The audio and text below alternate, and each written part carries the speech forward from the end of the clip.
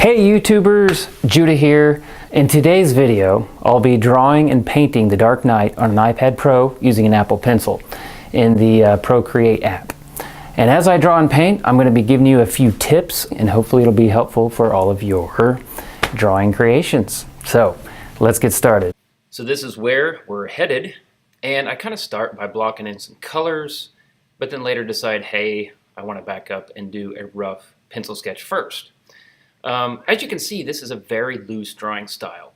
And I want to talk about this for a minute because early on in my drawing career, a lot of my drawing teachers would tell me, you're almost just too tight with your drawings. And I never understood what they were talking about. I mean, aren't drawings supposed to be detailed?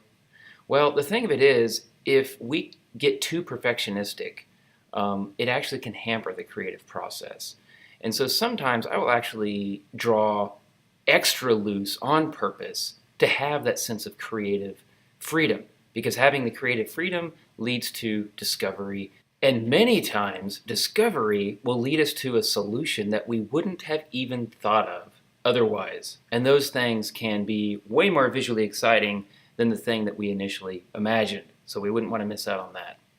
Okay, I finished up on the drawing, and now we're starting to block things in, and if you notice, I started drawing this Dark Knight head smack dab in the middle, and then I offset it to the side. Why did I do that? Well, one of the things that people do when they're learning to draw a lot of times is they put the subject matter directly in the center of the page. And they do this because it maybe seems intuitive at first because, hey, I want you to look at this thing, so I'm going to set it right in the center where you can view it most easily.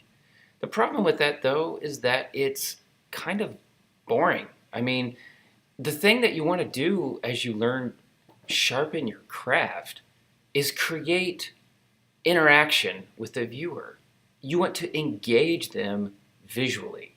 And when you do all the work for them, that is, make the subject matter as easily accessible as it possibly can be, the viewer almost like gets bored and moves on.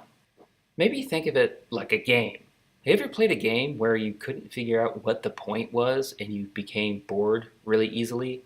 Well, that's kind of what it's like. The viewer wants to solve something visually. They want to investigate. They want to discover.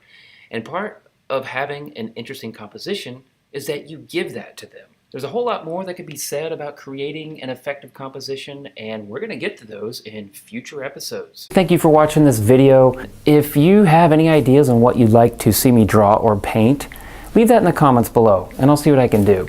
Don't forget to subscribe, or if you found this helpful in any way, do me a favor and click like or leave a comment. Don't forget to check back because I'm going to be posting more tutorials in the very near future. Until then, have a good one.